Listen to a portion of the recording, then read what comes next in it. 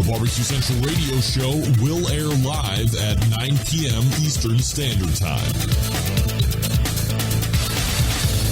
The Barbecue Central radio show will air live at 9 p.m. Eastern Standard Time. The Barbecue Central radio show will air live at 9 p.m. Eastern Standard Time.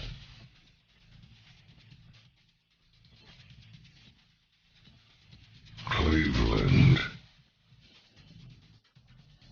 The Barbecue Central radio show will air live at 9 p.m. Eastern Standard Time.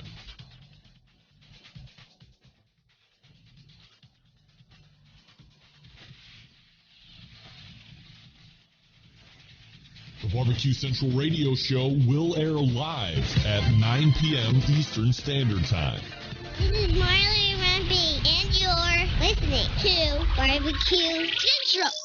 We'll do it live. Okay. Well, do it live! I'll write it and we'll do it live!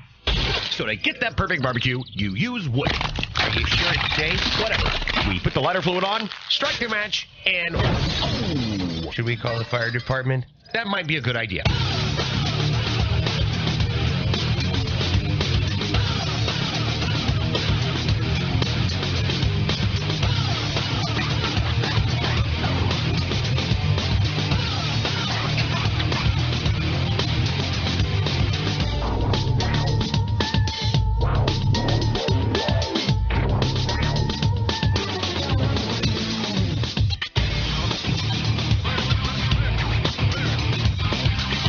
All right, good evening, and welcome to the really big Barbecue Central show. This is the show that talks about all things important in the world of barbecue and grilling. We're broadcasting live and direct from the Rock and Roll Hall of Fame city of Cleveland, Ohio. Our Tuesday, and a jam-packed show we have for ye. So if you've always wanted to interact with the show via phone call or email, but you don't have that info, let me get you hip. You can get in touch with the show by calling 216-220-0966. Email Greg at the bbqcentralshow.com. On the Twitter and Instagrams at BBQ Central Show. Anything else you want to find out about the show can be found at the main website, thebbqcentralshow.com. And here's what's happening in case you didn't get the newsletter coming up. In about 12 minutes from now, the third Tuesday regular segment recurring guest, if you will. Barbecue Hall of Famer and prolific cookbook author from the live fire cooking world, Steven Raichlen, will be joining me. Always excited to talk to Steven and see what's happening in his world and his thoughts on the industry as a whole of barbecue and grilling. So Steven Raichlen coming up 9:14, and then at 9:35, our now recurring monthly visit from one of the founders of the Steak Cook-Off Association, Brett Galloway, joins me. And as we have over the last handful of months, we will recap some of the bigger events that have transpired since the last time we talked to Brett last month.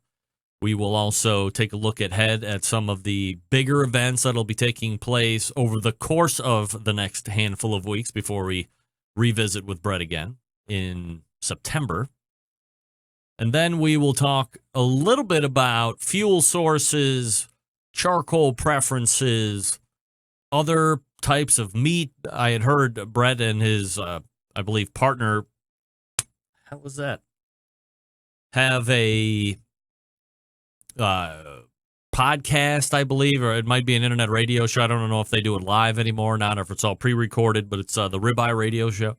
And that's specifically dedicated to the Steak Cook-Off Association. But I believe a handful of weeks ago, they might have mentioned that they were going to be trying pork steak, I think, is a ancillary category at one of the events they were pulling off. I could be way off base, but I remember hearing something about pork steak and the Steak Cook-Off Association and something along those lines. So we'll talk to Brett Galloway coming up at 9:35. And then we'll move into the second hour where I'll be joined by the creator/founder of one of the most prolific barbecue products perhaps ever, very tasty, and the product portfolio has really become wealthy in terms of offerings to the client.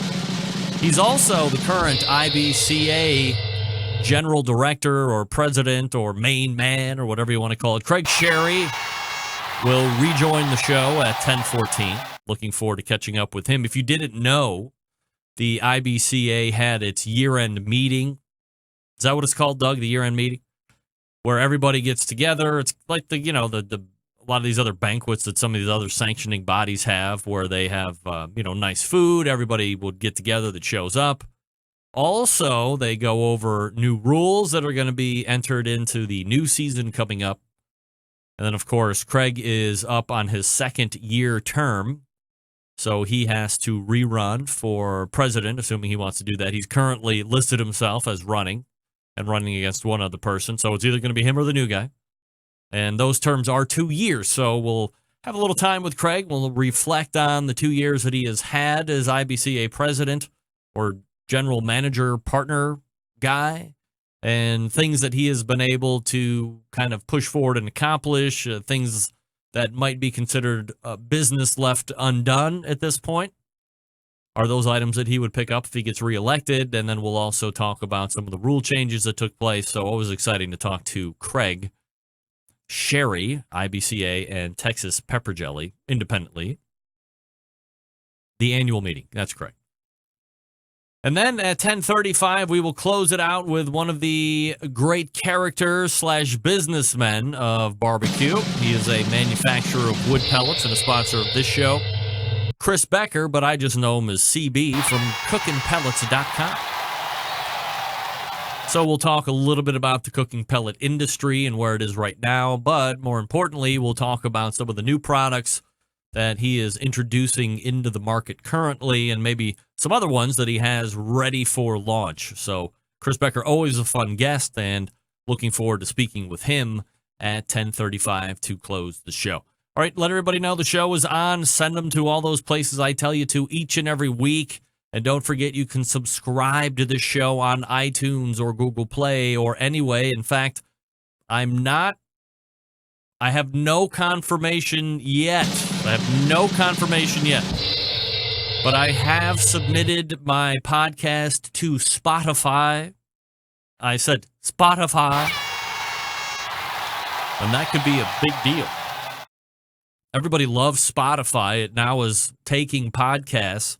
Very difficult to figure out how you can submit your podcast for review and potential selection. It's not like iTunes, where as long as you do the right things and you generate that XML feed or podcast feed, as they call it nowadays. In the old days, it was XML. But if you have that podcast feed, you just upload it and away you go. Same thing for Google Play, a lot of the other internet podcast directories. But Spotify, there is a cool kid club card meeting that you have to go to. So the show has been submitted as of early this afternoon, and they said that they will alert me if the show is put on. But really, I've seen a list of podcasts that are on Spotify right now, and if I don't get in, I should really consider stopping the show like immediately. So I probably won't do that, but that also heightens my expectation that I'll be listed in Spotify. Anyway, I wanted to get this before we get to the first break and then over to Steven Reichland. Many of you in the past week have been sending emails about the bread with bacon fat video I played during last week's episode at the top of the second hour, and you could hear that bacon fat sizzling over the top of all the vegetables and that delicious thick-cut Italian bread, and said, hey, is there a proper name for that dish or condiment or hors d'oeuvre or whatever you call it? So, of course, I reached out to Hungarian expert of all Hungarians, Teresa Galiotto, for the proper name, and it was reported back to me that it's called Salina bread. It's also known amongst the Hungarians as greasy or dirty bread. So, that's the very tip of it, but I figured I would school you a little bit as well. Salina is Hungarian for back bacon made of smoked pork fat with the rind and is traditional in Hungarian cuisine. It's often smoked or cooked in some manner before purchase so that the buyer can eat it without further preparation. It's very different from popular American bacon, which is typically sold soft and uncooked. Salina can be cooked over a fire pit, which is what we did. This often involves cutting the salina into long chunks or cubes, spreading them and or roasting them over the open fire. Salina cooks to be somewhat crispy and then is eaten with other side dishes or stand alone. Once it starts to sizzle and drip with fat, salina is removed from the fire and the fat is allowed to drip onto a slice of freshly baked bread. The salina is returned to the fire and the process is repeated until the bread is nearly saturated with the fat from the salina, sliced cucumber, red onion, green pepper, red radishes. All that good stuff is used to add flavor to the slice of bread. And then more drippings are allowed to go on top of it, which is what you saw in my video. So periodically, the charred remains are scraped off the salina and are used as additional toppings. Or where I was at, people were almost fist fighting over those. And the dish is considered to be peasants' food since the most important aspect was the fat, which was discarded by the wealthy Hungarians. How about that? So it's also kind of like a coming-of-age dish as well. For opening day, it's kind of a rite of passage for families of Hungarian and American descent where they share stories and customs, and that's part of the young child's meal, giving them a first taste. How about that? How about that? So that's salina bacon or salina bread, a.k.a. greasy or dirty bread. Like it. All right, we got Steven Raichlen coming up out of the break. I want to talk to you quickly about Big Papa Smokers. Head on over to BigPapaSmokers.com for all your barbecue needs. They are known for championship rubs and seasonings, popular flavors like Sweet Money, Cattle Prod, Cash Cow, proven winners on the competition circuit and in the backyard. Big Papa Smokers offers 13 perfectly balanced flavors that will transform ordinary meals into extraordinary. Whether you're cooking to impress the judges or grilling for the family, Big Papa's award-winning rubs and seasonings just don't disappoint. You can pick up a bottle at the website, BigPapaSmokers.com. Over the past few years, because they've also joined forces with Simply Marvelous Barbecue to form that West Coast offense, that has cornered the market on competitive barbecue and redefined the flavor profiles that cooks from across the country have begun to aim for. They're also the proud owner of the award-winning Granny's Barbecue Sauce. Looking for a new go-to barbecue sauce that will please everyone? Granny's traditional, yet powerful flavor that reminds us why we fell in love with barbecue in the first place. Find Granny's Barbecue Sauce and other top-related barbecue sauces at BigPapaSmokers.com. Aside from their premium selection of rubs and sauces, Big Papa Smokers also offers the very best pellet, charcoal, and wood cookers available today. If you're looking for a versatile smoker that's easy to use, check out the Mac 2-Star Pellet Grill. They are the Mac dealer's exclusive online retailer. Not a fan of the pellet cookers? Try the Old Hickory Ace BP. It's the only one that Sterling has on the back of his competition trailer. And if you are a backyard barbecue enthusiast looking for a durable and versatile grill that might just last forever, the M Grill from Texas is just what you need. Built like tanks, for crying out loud. If you're not sure what you need, you really can't go wrong with any of the grills or smokers featured at the website. They have something for every kind of backyard cooking budget. Check out their website for a full lineup of selections. It's clear that Big Papa Smokers is the place to go for all things barbecue. Every product featured on their website has been hand-selected to help you barbecue better. Check them out on the phone at 877-828-0727 or shop their website at BigPapaSmokers.com. That's BIGPOPPA Smokers.com. And we'll be back with Steven Raichlen coming up out of the break, so be tuned in. You don't want to miss Steven when we're coming back. Stick around. We'll be right here. We'll be right here. Here we go.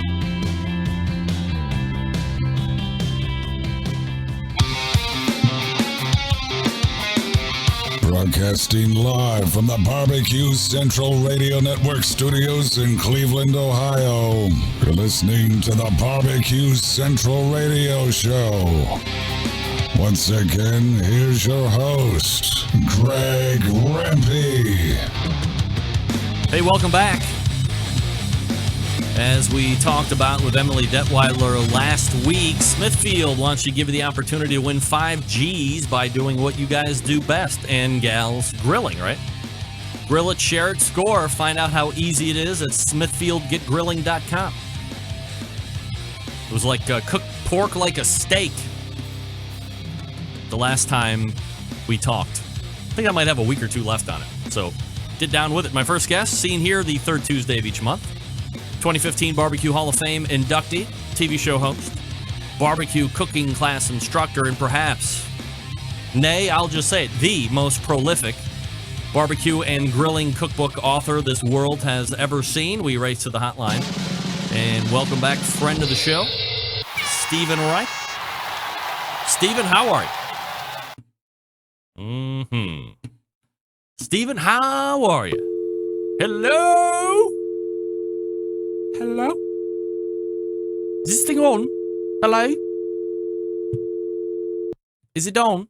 Hello? Stephen, are you there? I think he's actually more not that he doesn't like the English people. I think he's like well more received in the French, amongst the French Canadians too. Love him. But let's see what we got going here. I'm going to retry. I didn't see the right picture anyway when I called him the first time, so maybe he's caught in a private jet. I mean, I don't know how he rolls. Everybody that I know knows. Everybody that knows me knows I keeps a private jet. So, all right, Stephen Reichland is officially on the clock, as they say. So we'll see what he's got when he calls in. If you want to jump in, more than happy to have you. 216-220-0966. Greg at thebbqcentralshow.com is the place to, or ways to get in touch with me.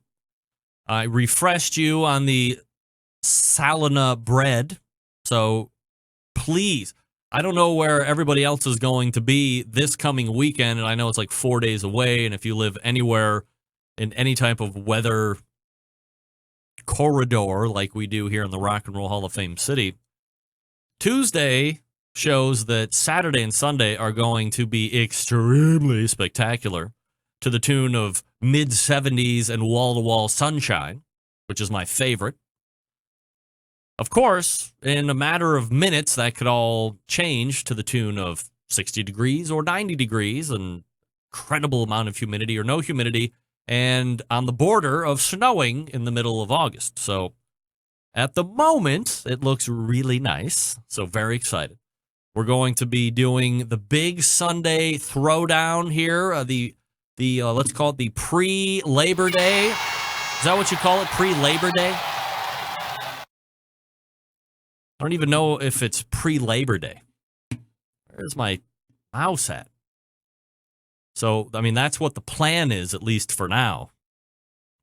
But I'll get a little bit more in depth in here. Do have a phone call, by the way. Go ahead, you're on the air. Where in the hells are you? I've been waiting for 9 minutes. 9 minutes? Who's this? Excuse me, but time is money. You cannot just keep me waiting like this. It's so rude. Isn't it? Who is this? Go ahead. Reveal yourself to me.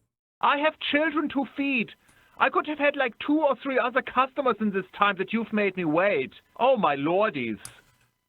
You could have had customers, or you called me? Get your booty over here, please. I'm not going to wait any longer. That's right. I agree with you. I should leave. I will report you in the app right now. I am reporting you so hard. You're supporting me? Hello? I will have you blacklisted. You will never get another driver in this city ever again. Just like the actors of Hollywood. You'll never work in this town again. Well, you'll never get a car picking you up from your location. Wait a second. I believe we have the former governor of California, Arnold Schwarzenegger, on the phone. Arnold, great to have you as always. You've been pranked by OnagePranks.com. What? Download the app and send funny pranks now. I got pranked? I didn't realize that. I thought I called somebody up and was hurting their feelings. I don't want to get off on a tangent here, but, like, really? if you're going to prank phone call a lowly internet show on a Tuesday from 9 to 11, please have the wherewithal and ability to properly make that phony phone call yourself and see it all the way through and be unruly and be absolutely inspiring in your ability to work a phony phone call. That's a lost art. I mean, with all of this phone IDs and being able to call people, I mean, you can't hide anything anymore. Plus, everybody that does anything anymore is always recording themselves. But the art of the phony phone call still lives, might I say, proudly within the Howard Stern realm. But otherwise, it's really tough. Like, I can't wait for a number to show up on my phone. And typically, I don't answer my phone unless a name is showing up on there because it's probably somebody I don't know. Probably. Not all the time. But sometimes I just feel froggy and I answer the phone and it's telemarketer and I just have my way with them. It's a good exercise to think extemporaneously and being able to come up with things, you know, well, extempore, not to be redundant. But it works on your rapier wit, for crying out loud. Don't have some, and somebody probably paid for that or pays for that service. Don't pay for an app to make a phony phone call to me. Get that free stuff out of here. Why to me? Ugh. Anyway, getting back to this coming weekend, Jason King is right. You can't trust weather people at all, especially up here. And Jason is as close to me as pretty much most anybody is going to be close to me. But right now it's looking good. So on tap for Sunday, early rise, talking like 0800 right down to the patio, uncovering all of the grills and the cookers. About 25 pounds of lump charcoal going into the Art Flame, where we will light that up and begin the Art Flame breakfast. That has come to be very popular within the block of Wycliffe that I live on. Perhaps neighbor Desmond, who, by the way, I didn't want to say that he's not here, but once again, here's Desmond. Hello, Desmond. Get that free stuff out of here. However, Sunday, I guarantee he will be here. We will be making pounds and pounds of bacon, thick-cut bacon, not that cheap crap. And then from there, it's anybody's guess. We've done omelets. We've also done scrambled eggs and over easy eggs and over medium eggs and sunny side eggs. And French toast and pancakes and stuffed pancakes and stuffed French toast and grilled cheese and all this other stuff. Perhaps Deputy Corey might be making an appearance as well, so we're looking forward to that. And then, since I have everything off and the weather promises to be substantially wonderful, we might just roll right into a full smokeout session for dinner as well, which could be ribs and chicken wings and all this other great stuff that I like to make. And who else? Whoever's going to be around, I'm going to have a lot of cookers going. We'll just throw stuff in and you take it when it's done and away you go. It's the way we roll out here. It's what I like. Anyway, that's what's happening. And then that was the recap on the salad of bread. A lot of people were asking. I want to mention, if you are on the Facebooks and you are looking for a cool barbecue hangout, if you haven't liked the Barbecue Central show page, please do that. I need all of the likes. But there is I don't know if it's a group or if you have to ask for permission or if you're just like it and you're automatically in. But there's a spot on the Facebooks called BBQ 24/7 or BBQ 247. And it was created by Tyler Cannon, who is also a fan of this show, by the way, so I like that. But it's got a lot of great general backyard talk. But also, if you're like in competition, it does seem to have a particular vibe where people don't mind sharing some secrets or what's working for them. So if you're looking for one place or an additional place on the Facebook, BBQ 247 might be a place that you want to check out. I have this. I got to figure out where I put it. Hold on. Let me go to files. 2 weeks ago, I did an interview, as you would recall, with a guy by the name of Pepper Morgan. And Pepper had his 1,700-pound cooker stolen from him. Let's see. Did I keep it? Oh, cripes. Maybe I need to go back. Oh. Okay. Here we go. Can I get? Yeah. Okay. Great. This will work out just fine. So, I had done that original story. He was on the air live. We talked about that. We talked about the barbecue culture of New Mexico eventually. And then last week, I called him and I said, hey, Pepper, do you have an update that I can pass along to my listeners? And this is how it went. What?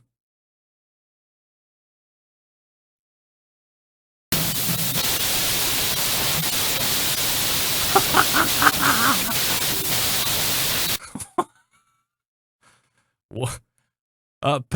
Pepper, are you in a windstorm? Hello, Pepper. Wow, that sounds horrible. Let me search for a different file there. Wow, Pepper update. Yeah, that's right. All right. I mean, it's showing up, right? Let's see if this one works. No. Holy moly. That sounds terrible. I have no other way to play it. Well, that sucks. Anyway, I'm not going to pretend like I have Pepper on the phone, but the long and the short of it is Pepper's 1,700-pound barbecue pit? No. Get that big stuff out of here. Not found yet. So to me, can only signify a few different things. Whenever they stole it, they were able to make tracks far enough away from where they are in Albuquerque for it not to be recognized, or just went in the cover of darkness up into somewhere in Colorado, if that's near New Mexico, and said, hey, we really want this smoker. We're going to latch up to it, and we are going to take it to the promised land, and away we go. That's scenario number one. Or scenario number two, which I think might be a little bit more realistic, is they latched up to it and went to the first warehouse they could find that was unassuming and that wouldn't be scoured over by the police. And there it sits, still potentially filled with at least 2 or 3 briskets and 8 to 10 pork butts. Enough to live on for a number of weeks if you had to, although it's probably gone bad by now. But I think that thing is either got camo tents thrown over it, or it is somewhere in a warehouse, and it is just right there, but nobody's going to see it. So be it. But Pepper's thing not found. Very unfortunate, I have to say that. Here's a couple of items that I have in my backyard. What we call the unsolicited plug or mention here on the show. These people have no affiliation with my show. I do not garner 1 cent from them. They're just tools that I have found to be really good that I would share with you since I like them and have used them now for months. And they have proven their salt. Number one, especially if you have an offset cooker, like a real one, not the Char Grill or POS offset or COS, cheap offset smoker. That's kind of a bad one, right? But if you have, I have the Lang 36, and there's a whole bunch of Langs. You have the Gator pits, you have the closed pits, the pits and spits, the baits, and the list goes on, the Yoders. Finding dry wood, number one, is key. Having really well-seasoned wood is almost priority number one to have a good experience right off the bat, especially if you have no idea what you're doing. Secondly, getting the splits size right might be 1B of importance, maybe 2, but it might be 1A seasoning, 1B split length and size. So maybe you are a burly big bear guy and you live out in the woods and you have that huge big tree stump that you can put the splits on top of it and you have your splitting maul and away you go. I don't have that where I live.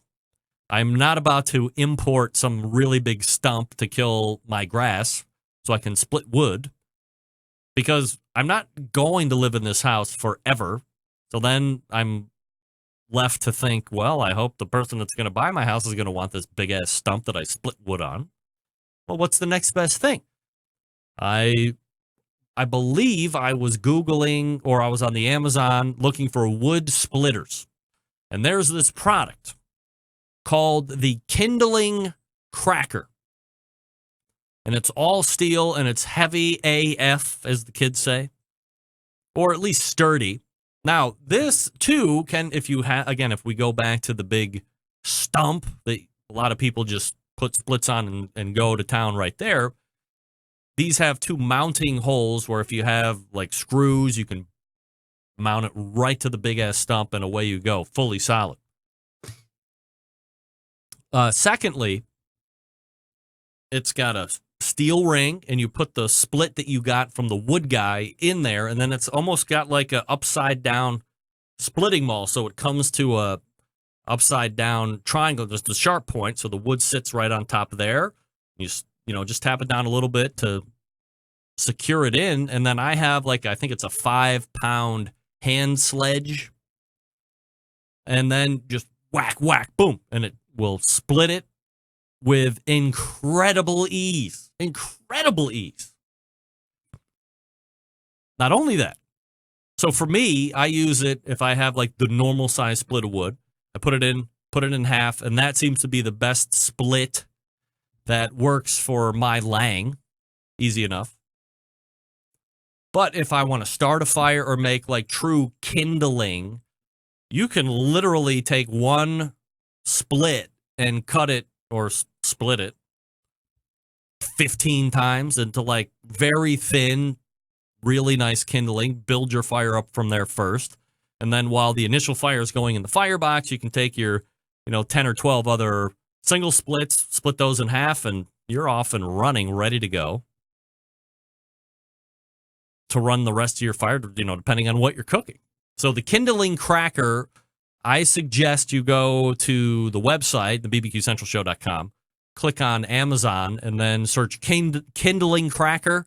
And if you live in Europe, I believe they have 2 sizes. Right now in the States, they only have 1 size.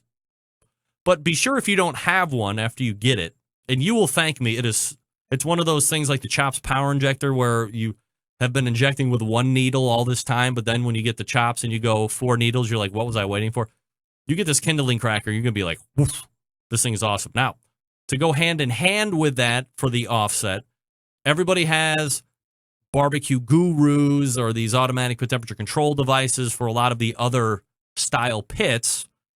And I believe Bob says you can use a guru on some of those offset pits. But I had a guy on this show 6 months ago, maybe even longer than that, who created the Perfect Draft blower system that is really made specifically for the offsets. Bigger unit, pretty non-techy, but you put the probe in the cooking chamber that feeds down into the main control, and you just kind of knob dial in your temperature. And away it goes.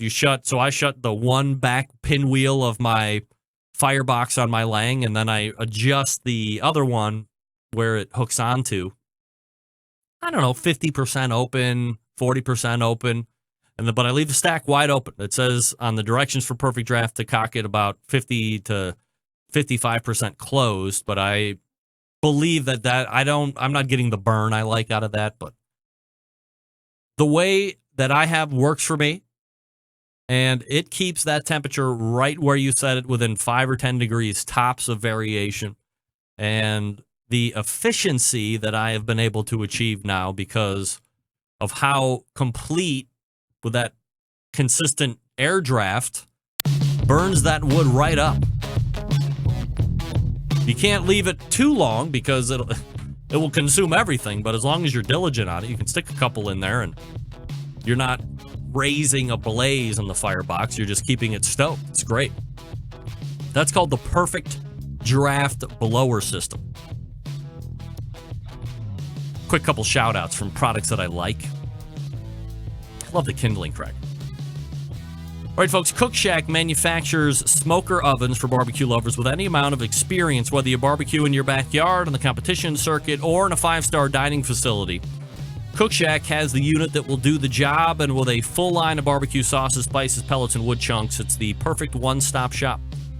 Cook Shack strives to be your barbecue resource center by offering cooking classes, online recipes, how-to videos, 2 blogs, smoke and grilling 101s, and a video cooking classroom.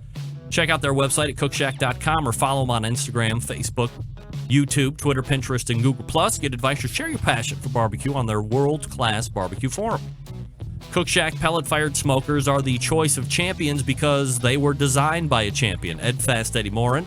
The FEC 100 and PG 1000 are always customer favorites. The PG 1000 can double as a grill and smoker. Low and slow or hot and fast, the pellet grill line gives you the most for your money. How about this one? The Cook Shack Residential Electric Smoker. It's the #1 smoker in the industry. High quality means high durability and versatility. Anything you can cook in your oven, you can make in a Cook Shack. Passion and dedication drives Cook Shack's manufacturing, with quality always being at the forefront. Get the best in barbecue since 1962. Call 800-423-0698. That's 800-423-0698, or visit the website cookshack.com. That's cookshack.com. Matter of fact, I saw Fast Eddie doing a local news hit on his commercial pellet pizza oven. Pretty neat.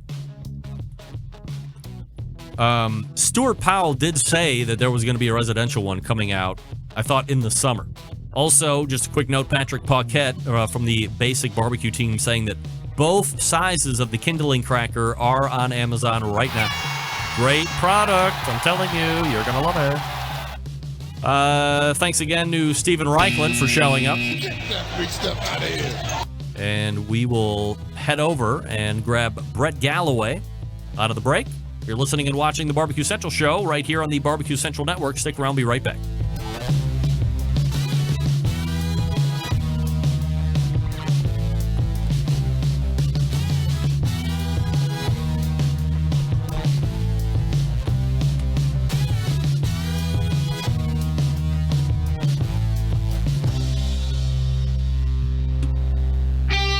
Ready to get on the air.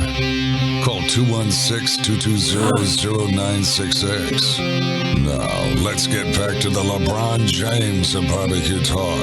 Greg Rempe. Hey, this portion of the show is brought to you by Green Mountain Grills. Manufacturers some of the best pellet cookers out there on the market today. If you're looking for a big cooker to house a lot of food, they got one for you. Medium size, they got one there too. Small enough for tailgating? Well, surely.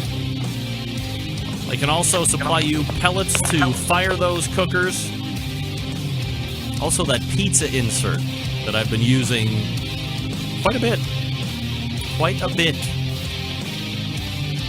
Huh. At 9:27, Steven Reichland standing by. I don't know. Steven, I don't know what happened. I was there. We were there together, but evidently we're not. I don't know.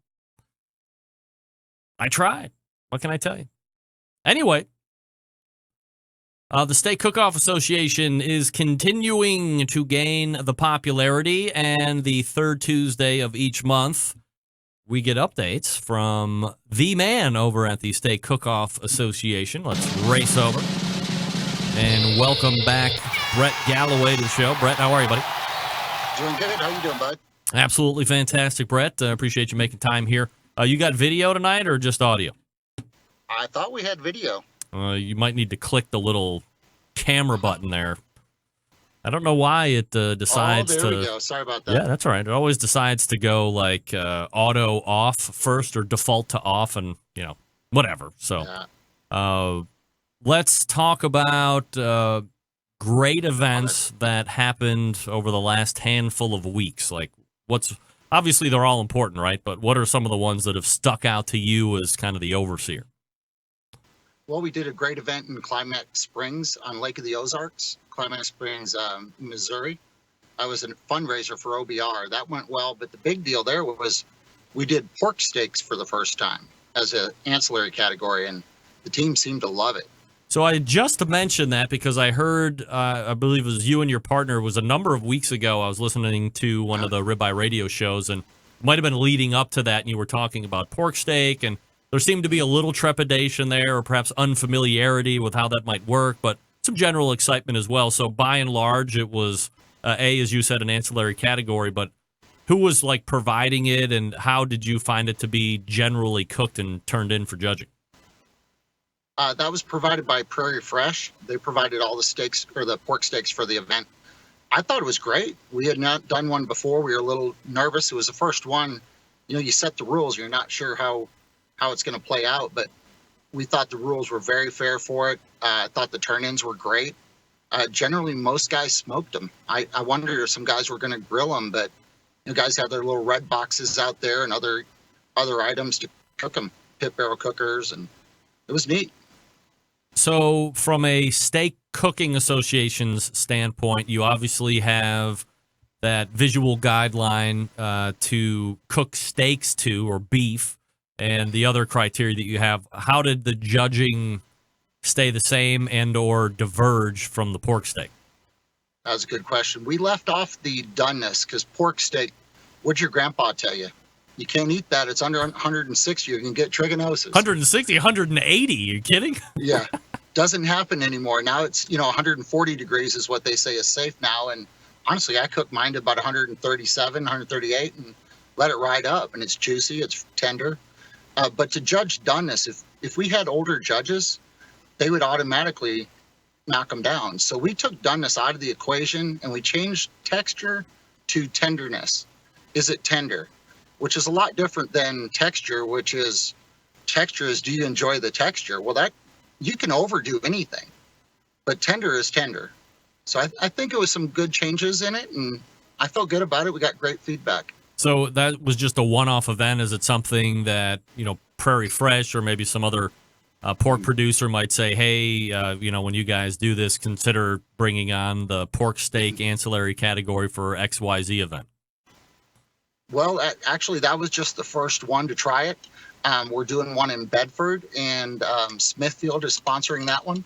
They're going to provide the steaks. We're doing a pork steak cook-off on Friday, as well as a People's Choice to get that Smithfield pork in the consumer's mouths. And then on Saturday, we're doing our regular steak cook-off. So it's a full weekend. And this weekend, we're doing a fundraiser in Mississippi for Operation Barbecue Relief. We've got 60 teams competing there in both steak and pork. Will that also be, is that also like a barbecue contest as well, or just your stuff? No, that's just ours. Wow, 60 teams. The majority of our events are standalone. Mm-hmm. It's great when we can do them with another organization. It exposes us to new people, but these are all standalones this weekend.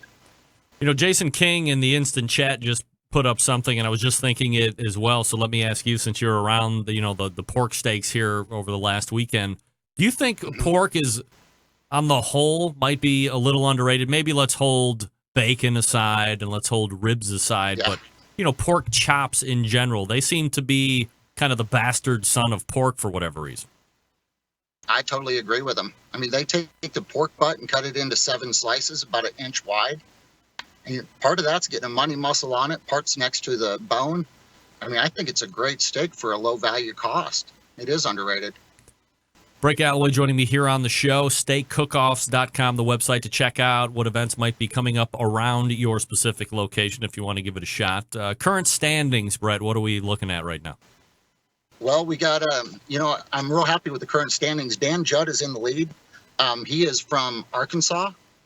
Second place is a guy, Scott Lindley, and he's from Iowa. So our events growing north have given guys up there an opportunity to compete for our points championship. And Daniel Ewers in third. He's out in Nebraska. He's had 4 wins this year, which is the most anyone's won on the SCA Tour.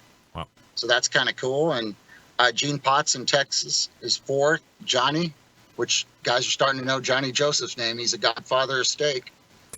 He is in 5th place. And Joe Castillo out of Corpus Christi is in 6th.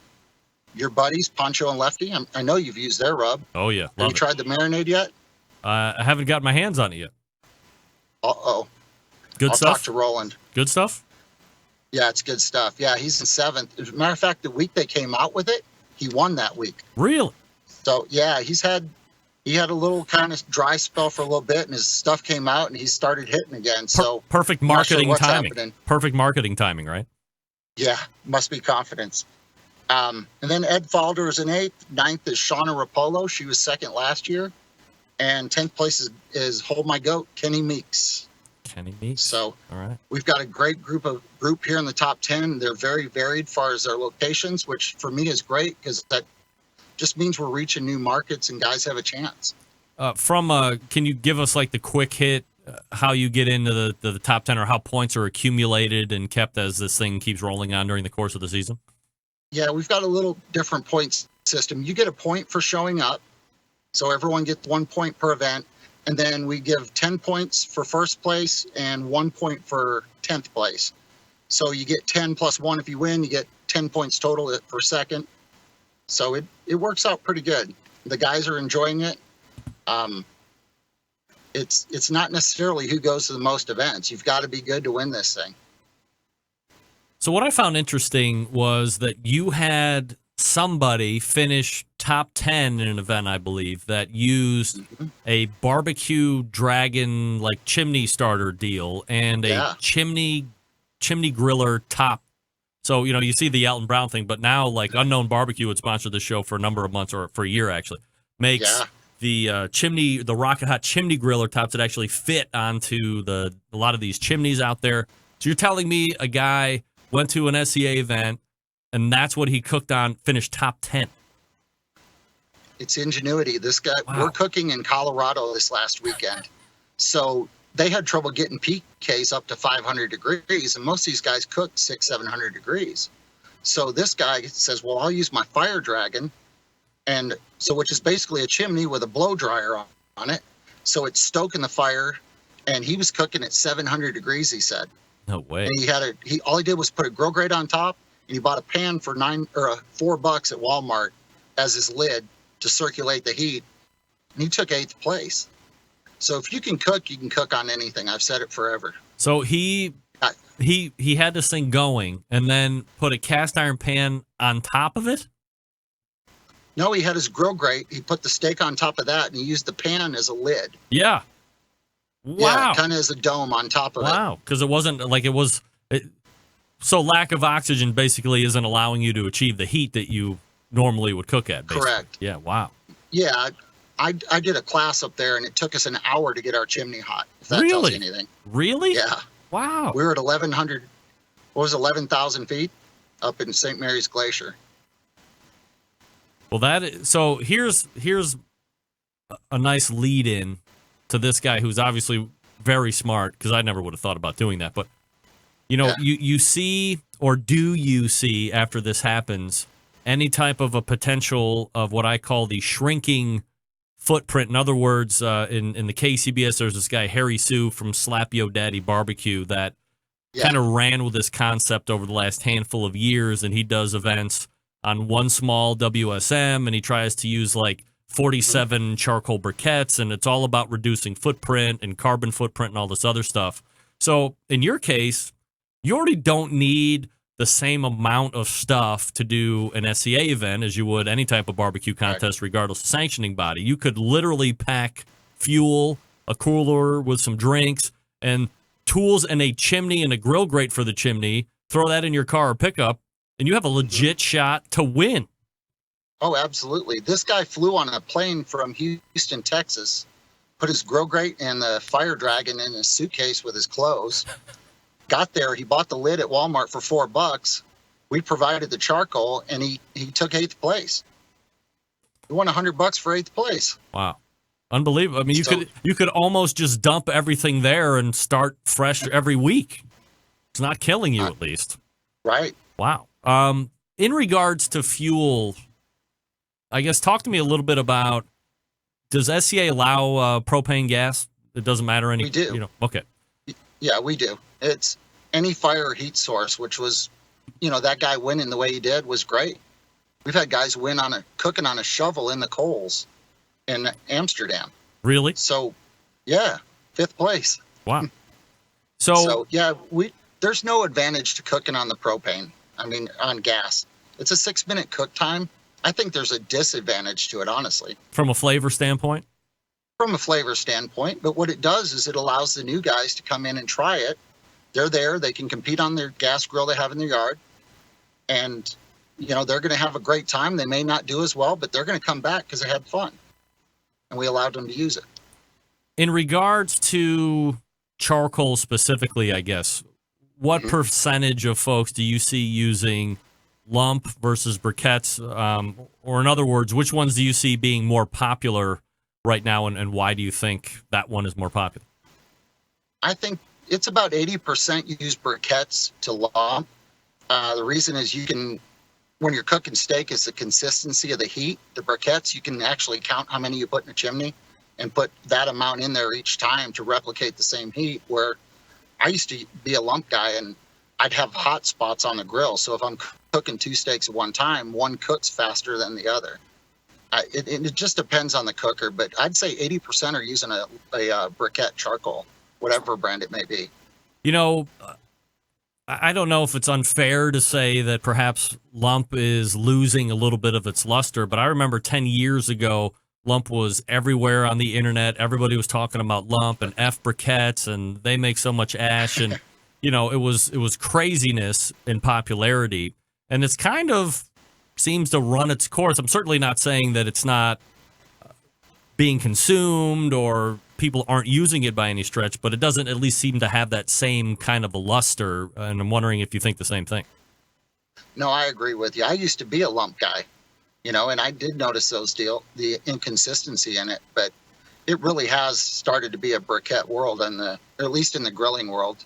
And then even if you think about it, Kingsford's the number 1 selling charcoal in the country. Well, with Judges, wouldn't they be, they all grill too probably. So they're probably used to that flavor, that profile. So in my mind, you should probably be using it to keep up with everybody else. Does that make sense? Oh, absolutely. I think that's a whole other potential judging situation that people would love to talk about, and those kind of built-in biases or built-in things of nostalgia. When you eat it, you think of something, and it either is to your benefit or to your perhaps disadvantage, but nevertheless. Brett, coming up this over the next handful of weeks, what are some of the big events we should be looking out for? Well, we've got one in Byhalia, Mississippi. Mark Lambert's putting it on. It's steak and pork steak. That's actually Sunday or Saturday this weekend. I'll make that Sunday. Sorry about that. That's Sunday, but we have over 60 teams for that one already. Friday, there's one in Memphis, and that one has 50 plus teams already. And then the one in Bedford's going to be a big one. They do a KCBS there, and we do an SCA as well. We've got pork steak there on Friday night. We got a regular steak cook-off Saturday. And then the following week, we're actually in Amsterdam again. So we'll be in The Hague, which is just outside Amsterdam on the coast of Netherlands. Still growing internationally. Yes, sir. Yeah, Wow. I think we've just now reached 10 countries, and we have 4 more on the map for next year. Wow.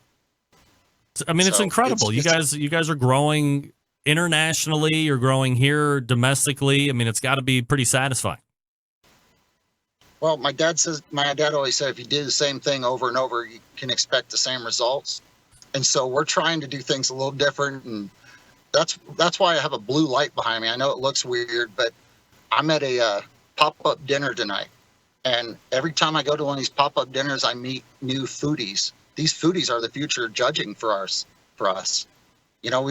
A lot of the judges are aging out. And so finding young, energetic judges is a hard task. And to me, coming to these things is great because we can meet new people. Absolutely makes sense to me. We're talking with Brett Galloway, one of the founders of the Steak Cook-Off Association. And you can, of course, check out all the info at steakcookoffs.com, and you can see Brett here every third Tuesday of the month. Brett, always appreciate the time, man. Thanks for coming on. Thanks for having me on, buddy. You got Take it. care. It's Brett Galloway right there. Absolutely. All guests on the Barbecue Central show appear as he via the said, Smithfield hotline. Smithfield is providing them pork steaks. So it seems like and I saw a lot of people in the instant chat room saying, hey, I don't know about you guys, but pork steak is like staple in my backyard. So that's cool to hear. I'm actually a fan of pork steaks myself. I love a good, well-placed pork steak. Let's see. I have a text message. I wonder if it's Steven Reichland sending me a text message going, why haven't... No. All right.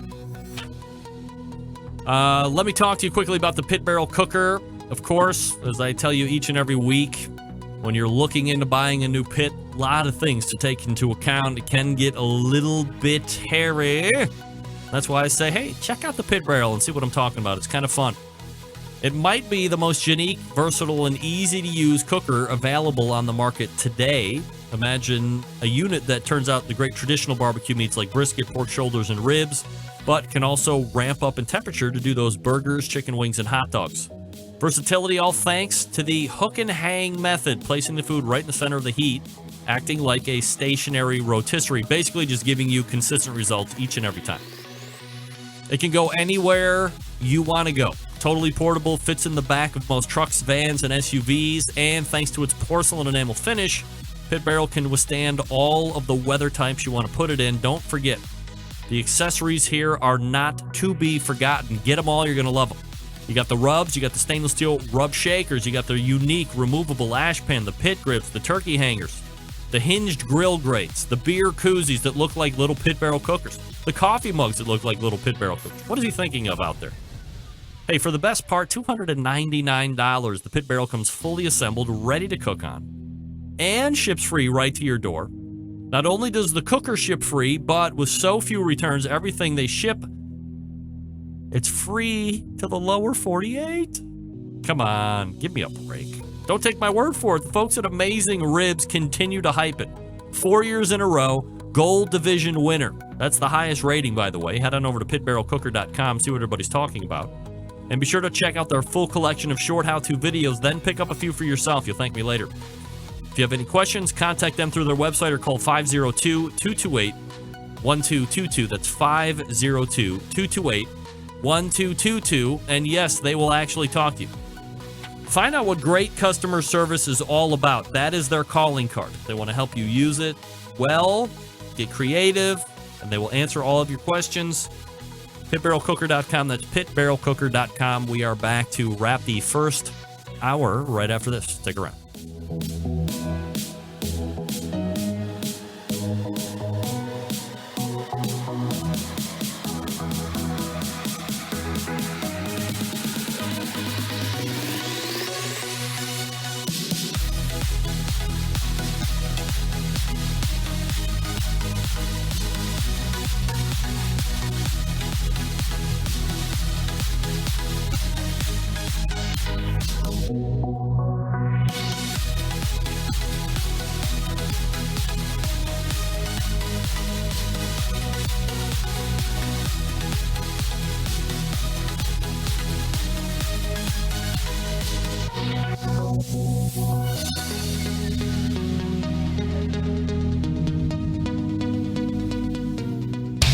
Big name interviews, advice on cooking brisket and ribs, and the only host willing to share his honest opinion on all things important in the world of barbecue. It's the Barbecue Central Show.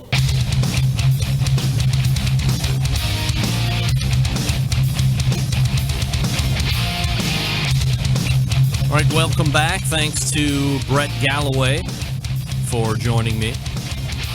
Talking about the Steak Cook-Off Association. Man, that sounds fun. I got to admit, every time he's on, I'm hyped up. Hey, if you got a pellet cooker, check out cookandpellets.com, your number one source for quality wood pellets, the fire oil pellet-driven cookers. Visit cookandpellets.com for more info to purchase. You can also check them out at amazon.com. Chris Becker coming up a little bit later in the show, by the way. Alex Pegg in the instant chat saying, not everyone cooks on grill grates. Judged some great steaks that looked like they were probably cooked in a cast iron pan. a cast iron pan. They probably cook in a cast iron pan. That is not incorrect, Alex. I would imagine you are 100% correct because I think the last time that Brett Galloway was on, he said there was a fair amount of folks that put cast iron pan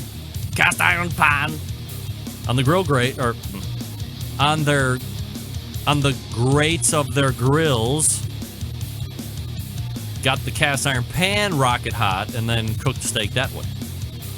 And by the way, he echoed the sentiments of one Meathead Goldwyn from a week ago when we talked about the difference between briquette and lump charcoal.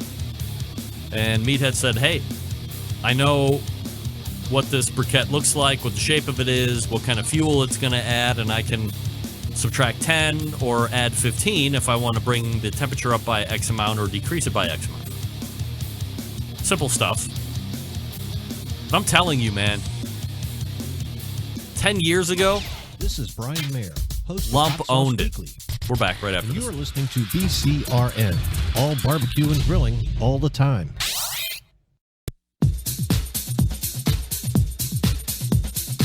Happy to have you aboard here for the really big barbecue show. Boing. We cook because we have to, and we grill because we want to. Hit me. Fine, how's it going? You have a great show. I'm a big fan. Boing. So what seems to be the problem here? This man looks like he's dead, and he's in the crackle. Charbono! It's all about the Charbono, dude! Succulent fish! What? He ate sushi or wieners? Oh, listen, Lavernius, shut your face. I'm shaking like a dog shit peach seeds. We have top men working on it right now. Top men. All right, welcome to the second hour. We've made it. I'm not sure how we made it today, but we made it. This is the Barbecue Central Show. We talk about all things important in the world of barbecue and grilling, but you knew that because most of you listen on podcasts anyway, so you know what the hell you're listening to. If you want to get in touch with the show anyway. All guests on the Barbecue Central, you can get in touch with the show by calling 216-220-0966. Email Greg at the bbqcentralshow.com. On the Twitter and Instagrams at BBQ Central Show. Rich Morris sending in an email telling me to tell you about Saturday, August 26th in someplace. I don't know where it is. Rich Morris, where is this event? It's the third annual Grill Your Ace Off. Looks like it's partly sponsored by Ace Hardware to some degree. It's Saturday, August 26th, 2017. Teams begin arriving Friday the 25th. Judging will begin Saturday the 26th at noon. Food will be available for purchase. DJ raffles and 50/50 will be available as well. I just don't know where the hell that's going to be. Come on, Rich. Big stuff out of here. Help a brother out. Upcoming event at Williams Ace Hardware in West Newton, Pennsylvania. There it is. I found it. Shout out to Rich. So if you're out in West Newton, wherever that is in Pennsylvania, if you feel like grilling something, that might be the place you want to go. Again, apologies to one Stephen Reichlin on the mix-up. I'm not sure what happened there. I tried him 3 different times. Got 3 different no. That was it. Remember, folks that are listening both live and on podcast tomorrow or months from now, this is a live show. I book the show every week, weeks in advance. I spend 12 to 15, sometimes 20 hours a week prepping for these minuscule 2 hours on a Tuesday from 9 to 11. Trying to get good questions on, scouring the interwebs, getting insider information from my embedded correspondents from the Barbecue Central Show's regions and states and so forth in order to produce a 100% live show each Tuesday. So when you listen to this only on podcast, I'm sure some of you think, hey, how the hell doesn't he get this guest on? Well, I can't just put the brakes on the show because, A, it makes a 2-hour show longer.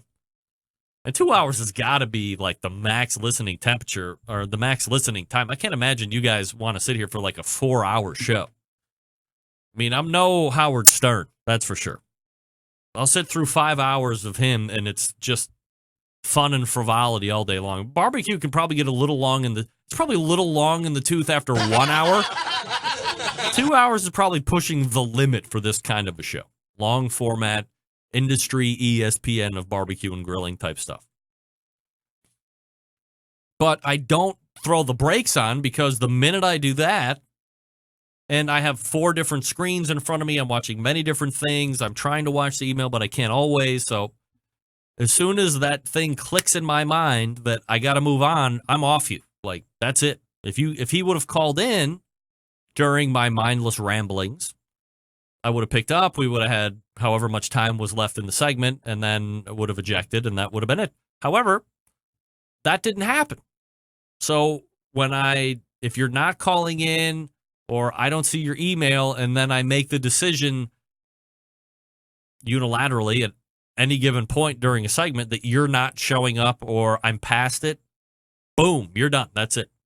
We'll have to try again some other time. Got to keep moving forward because I have more show. I have Brett Galloway behind you. I have a whole second hour behind you because it's happening live. It's a live show. This is not a pre-recorded podcast like 90% of that crap out there. That's why I say this. We'll do it live. Okay. Well, do it live. I'll write it and we'll do it live. That's what I'm thinking in my head when I can't connect with my guest. I'm angry because we're doing it live. We're doing it live. We'll do it live. That's right. Do it live. So that's a quick recap of what happens on the show. Still to come, we have Craig Sherry from Texas Pepper Jelly /IBCA. And we also have Chris Becker, or CB as we know him, from cookingpellets.com. The National Pro Barbecue Tour presented by Sam's Club rolled into North Charleston, South Carolina this past weekend. This was a local qualifying event that sends the top 6 teams to the Richmond, Virginia regional final on August 26th, and those teams moving on are grand champion, friend of show, multiple time, Florida Barbecue Association Team of the Year winner, Jim Elser, Sweet Smoke Q. 688.5. Get your grand champion right there, buddy. Second place, or reserve grand champ, as we say in the biz, Sauced Barbecue. 686.2. Third place, the Cupine Nation. Fourth place, Ultimate Tailgaters Barbecue. Fifth place, Uncle Toad's Competition Barbecue. And sixth place, and kind of legend, Redneck Scientific. Way to go. So those 6 move on to Richmond, Virginia's regional in 2 weeks. The next National Pro Barbecue Tour event takes place this coming weekend in Asheville, North Carolina. So good luck to everybody competing this coming weekend. I wanted to take a moment, although I probably could have done that in the first segment because I had a little additional time, that I wanted to send a special note of congratulations to sponsor of the show, friend of mine, and a rub maker, barbecue business person, and kind of legend in the music industry, Sterling Ball and James the Flame of Big Papa Smokers, on collecting their 30th, that's 30th grand champion, this grand championship this past weekend at the Saris Bands Brews and Barbecue Throwdown in Saris, California. I'm saying Saris, but it could be, could it be anything other than Saris now that I'm thinking about it? Cerise? Could be Cerise. I don't think so. Saris sounds right. So congratulations to the gang over at Big Papa Smokers, obviously for their longtime support of this show, but for being very consistent. I mean, they've probably racked up more than half of those grand championships in the last 16 months, 18 months, maybe more than that. So, big accomplishment. I wonder how many teams have actually won, 30 or more. For how long? I mean, it's not easy to do. I don't remember if I talked about it last month, but if you didn't know, Horse Meat 2017 is still a thing. In the middle of July, the House Appropriations Committee took a step towards allowing horse for slaughter in the U.S. by defeating a ban on horse meat inspections by the Agriculture Department. How about that? Wild horse advocates hope the committee maintains the legal barrier that prohibits culling wild horses. However, for years, Congress has prohibited horse slaughter operations by not appropriating funds for federal horse meat inspectors, which I've always said last week after a dramatic debate that even those opposed to the ban called emotional, the Appropriations Committee, on a 25-27 vote, failed to extend the prohibition into next year. Proponents of ending the ban on horse meat inspection included Representative Rob Ardenholt of Alaska, noted that more than 100,000 horses are exported from the U.S. for slaughter in Canada and Mexico every year, and that an American regulated inspection program should result in a more humane processing of the animal. But Representative Lucille Roble from California, whose amendment would have prohibited funding for the inspection program, said, "We know unequivocally that horse slaughter is not human and can't be done humanely because of the unique biology of horses." Representative Lucille Roulard, what the hell are you talking about? Get that big stuff out of here. Inhumane for the slaughter of horses, yet we will slaughter everything else and eat it no matter what, other than dogs and horses. In some restaurants, watch out for cats. I don't get it. So anyway, long way to go here, but one hurdle has been crossed, and kind of an important hurdle. Yeah, that's right. Hey, I mentioned it in the first hour, but let me talk to you about the Chops Power Injector System, the 2015, 16, and 17 Barbecue Tool of the Year from the National Barbecue Association. The number one seller, the half-gallon Chops Power Injector System, designed for competition or to pump up the backyard warrior like me. Easy to use, clean it, fill it, pump it, and away you go. If you have just one brisket or pork shoulder to do, you don't need to fill it all the way up. Quit narking me on that. Put in what you need. It uses it all. Comes with a whole mess of stuff that's cool. It's $100 plus shipping. Then you have the 1-gallon Chops Power Injector System. Some use it in competition, like when you cook Memphis in May whole hog, or maybe you're doing 10 shoulders for a catering event. It comes with the same whole cool stuff that the half-gallon comes with. It's $120 plus you pay shipping. Lastly, you have the Chops Full Power Injector System. It's electric and is the commercial and competition Big Daddy. This time, not a holding tank. No. It's a 3 1/2 foot pickup tube that you can put in any size container. That's right, from a few ounces to a 55-gallon drum. It was designed for Chef Rob at the best barbecue restaurant in Kansas City. He has said time and time again that with the Chops Full Power Injector System, his briskets are better than ever. This one comes with its own mess of cool stuff. It's $325 plus you pay shipping. A number of the top pitmasters in the world use the Chops Power Injector System every day to make their barbecue better than the rest. The thing is, we live in a foodie world now that requires flavor in every bite. This is how you do and do it fast. It's not just for meat. How about an alcohol-infused watermelon or cantaloupe? Or some other type of melon? Pineapple. If you want extra accessories, they got them. You want to shoot medium ground spices, got you covered for that. 2, 3, 4-inch 12-gauge needles help you there. Also, they have a 2-inch closed-tip needle, perfect for shooting fatty meats, keep you plugging up the needles with fat. They sell replacement stock needle adapters and plug screws. They have a great upgrade you can buy to make your Chops injector bulletproof. Metal needle adapters. Yeah, that's right. Check out the website, barbecuekansascity.com. That's BARBEQUE. BarbecueKansasCity.com. The Chops Power Injector System gives your barbecue some power. So check them out. I see Dave Quall's working there trying to get that Barbecue Central show karma. Dave's stuck on 29 GCs. All right, I'll give it to you. Next time out, Dave, you just win. Just go ahead. You can win. Get the monkey off your back. All the karma to you. No problem.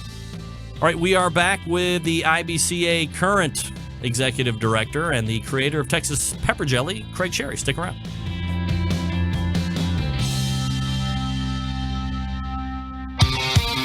The only show giving you a monthly visit from a doctor of barbecue. A man actually named Meathead. The author of a barbecue Bible. Bloggers, reviewers, competitors, and manufacturers by the dozens. It's the Barbecue Central Show. Once again, here's your host, Greg Rempe. Hey, welcome back. This summer, Smithfield, as I told you earlier, has partnered with the Ultimate Names in Grilling to bring you amazing prizes and 5Gs, baby. All you have to do is get grilling. Grill it, share it, score. Follow the theme that they're running. Grill it like a steak right now for a couple more days. SmithfieldGetGrilling.com is the website, so when you're taking a picture of whatever you're cooking, then share it. And thank me later after you win 5Gs, chump. That's right. How about that? All right, my first guest in the second hour, obviously the creator of Texas Pepper Jelly. He's also the current executive director of the International Barbecue Cookers Association. And he's wrapping up his first 2-year stint in that capacity, also running for re-election. We'll talk about that here as well. On top of that, he is one of the most respected and competitive and winning pitmasters on the competition circuit himself. So let's go to the hotline and welcome back friend of the show, Craig Sherry. Craig, how are you, buddy?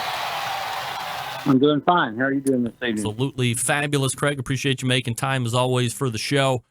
And I know this past weekend you had the annual banquet, end of the year kind of thing for IBCA. So I guess just from a high level aspect, as somebody who was there, obviously in your capacity, but just as an attendee as well, what were some of your thoughts of the weekend and the event itself and how it came off? Actually, thank you for asking. I couldn't be more proud of what we were able to accomplish this year at our annual meeting. And tied to that was our first ever awards banquet, where we recognized our top 10 cooks throughout the organization, as well as the top 5 cooks in all regions. We started this past year our very first IBCA Barbecue Hall of Fame. We had our first inductees this year, as well as recognizing a head judge for their performance throughout the year and their service to IBCA, and our founding fathers with, Citations of Merit, an award that we created to recognize them for having the foresight to put IBCA together and get us where we were today. So all in all, it was a great weekend. It was nice to be in an environment that wasn't a cook-off for a change, to relax, let our hair down, enjoy the pool, have a few drinks in the bar, get to know each other a little better, and take care of some business. Craig Sherry joining me here on the show, the IBCA Executive Director, obviously Texas Pepper Jelly owner as well. Some websites to check it out while we're talking, ibcabbq.org and texaspepperjelly.com. We'll get to Texas Pepper Jelly in a little bit. Craig, let me talk to you quickly about the rule changes that are going to be happening for the upcoming season. And I guess what's the new stuff coming in? And more importantly, what do you think of the major changes are that you want to get out to everybody? Well, really, we had a lot of rule changes, but they weren't really changes. What we did was what I call housekeeping. We've been having cooks meetings, explaining things to cooks for years, things that were taken for granted that were in our judges' handbook that our head judges passed on at cooks meetings, yet they weren't ever officially put in our rules. So we took some of those items and actually posted them because we want everybody to be familiar with everything and no surprises. Little things that were simple. We use foil. We do not garnish, as you well know down here. The foil has been something that's been debated the last few weeks because it never said in our rules to lay the foil flat in the bottom of the tray. We tell them that. We've been all doing it for years. But in today's society, people like to see things in black and white. So it was just time to do some housekeeping and get those things done. As far as major rules or major changes, there's really nothing significant. We put in our rules to include electric spits, and I don't have the wording in front of me, and I apologize. Electric spits, augers, forced fans, things like that. Things that we had been using for years, like gurus, but now it's in writing. The big controversy we had was pellet cookers. You know, did we want to get rid of them? Did we want to keep them? And they didn't go anywhere. They're still here. We're still welcoming pellet cookers. I don't see a foreseeable change in that in the near future. We also headed towards something that KCBS has, and we've struggled with for years, and it's going to take a while to get everybody on the same page, but we're working towards standardized turn-in times for our cooks. And I think this is a big plus because a cook wants to know where they're at when they get there and no surprises thrown at them. So it's just a combination of things that I'm really excited to see going on.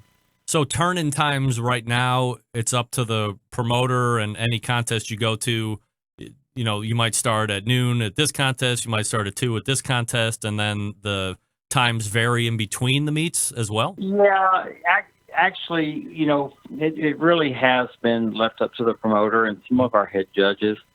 In the past, a smaller contest, 30 teams and down, they may have had a 1-hour turn-in between rounds. We're standardizing to an hour and a half. Our start time has pretty much always been around noon. There are some contests that they start at 10:30, 11 o'clock, somewhere in that range.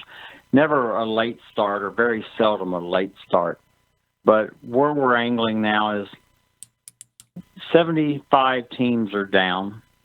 We want to standardize 12, 1:30, and 3 for our 3 meets and have it the same everywhere, because that is the majority of our cook-offs in that team range, up to 75 teams. The few events where we have pork butt, and people kind of chuckle, pork butt in Texas? Well, yeah, we have pork butt, and we've got some pretty good cooks that can handle it. Yeah. We slip that in before brisket, and that would back brisket up from 3 to 4:30 because pork butt would take its place. But that's all good.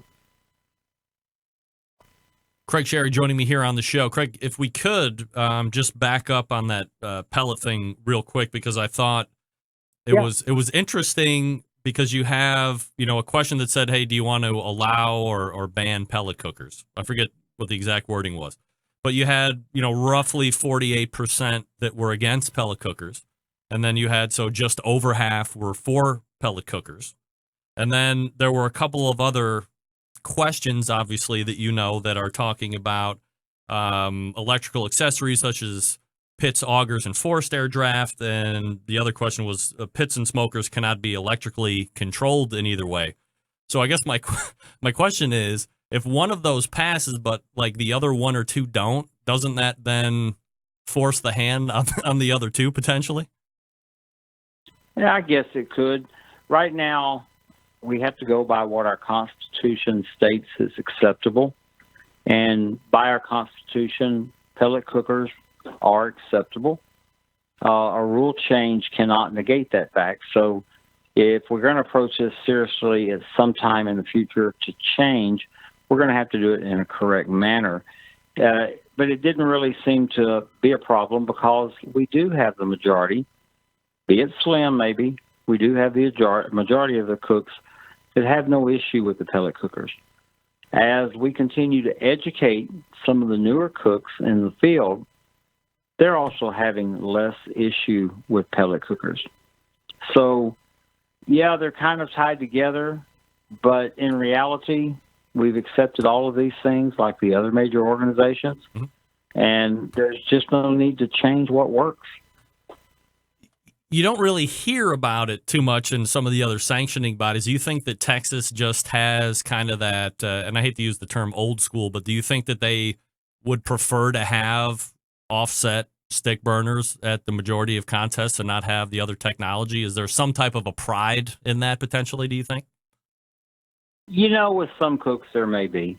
When I first started cooking, there were a couple of events, if I remember right, that were stick burners only.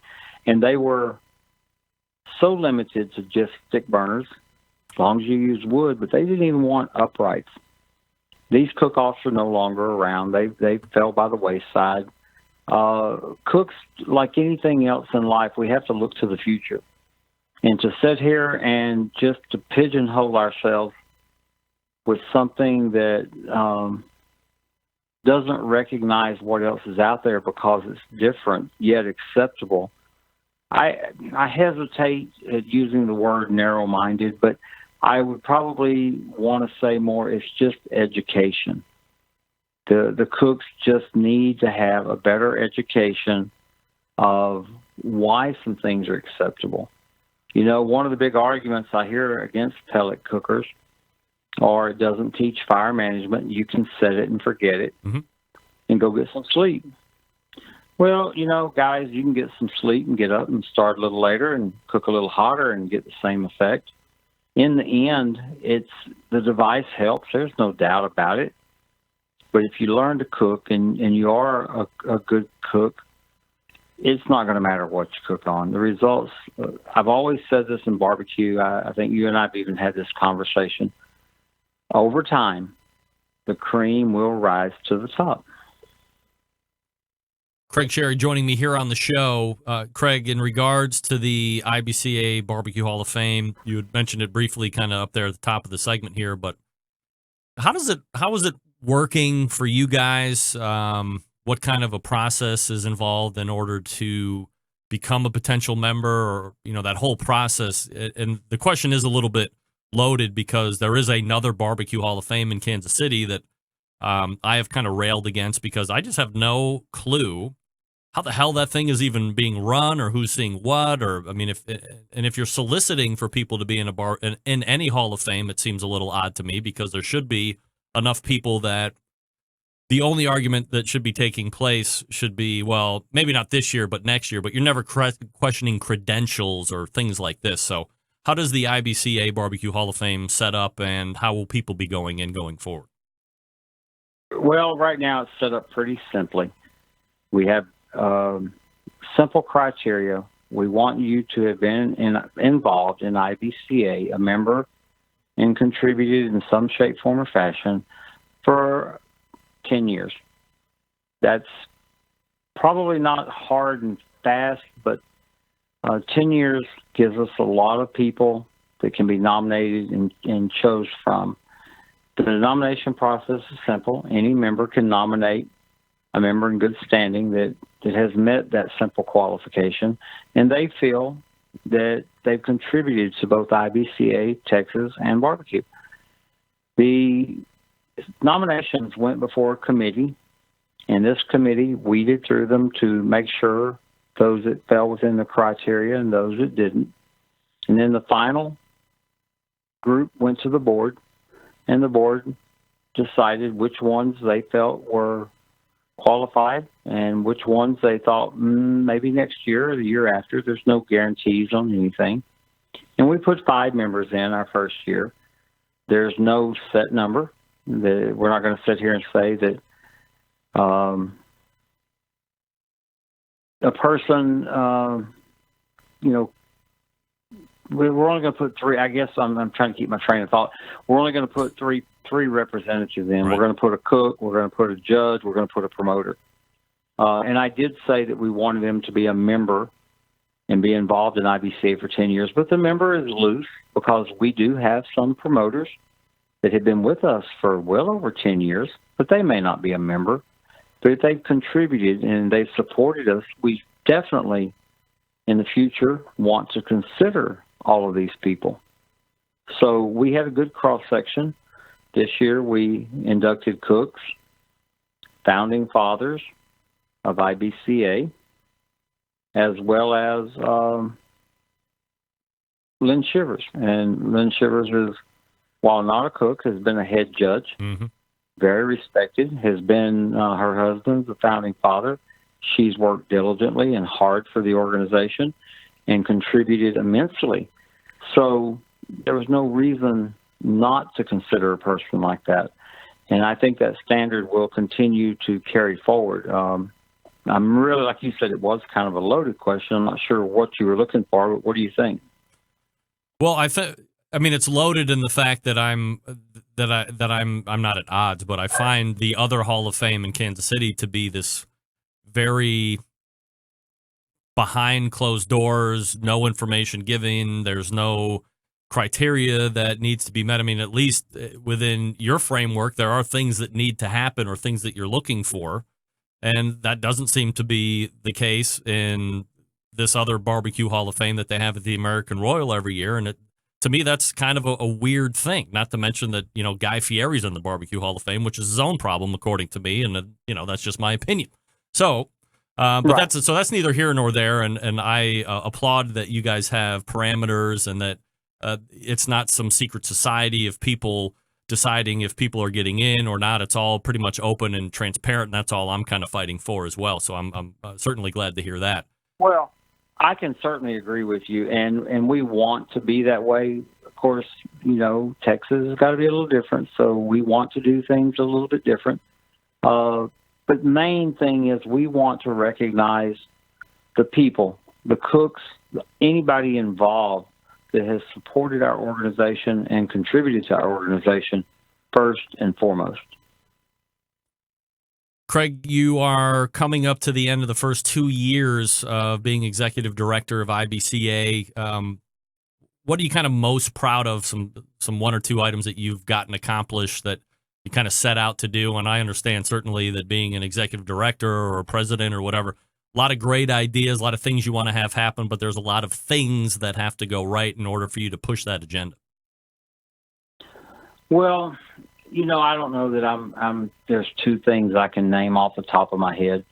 I'm really proud of the organization for adopting a new logo, modernizing our logo, something that's more identifiable with today's times, that stands out and is recognizable. That was a highlight. I'm really, really pleased as well with our training program that we put into place to train our head judges to try to bring more consistency in the judging area. So it doesn't matter if you're cooking on the border down at Harlingen or in Amarillo in the Panhandle or Dallas in North Texas, the experience is the same for the cooks. Those would probably be two highlights that I'm really proud of. But, there's so many other things that go on. The annual meeting this year was something that I'm really proud of, that the way the board worked together and members pitched in and helped. It was definitely a group effort. Nobody outshined anybody else. It's what I've wanted to see a long time with IBCA is unity and try to bring everybody together.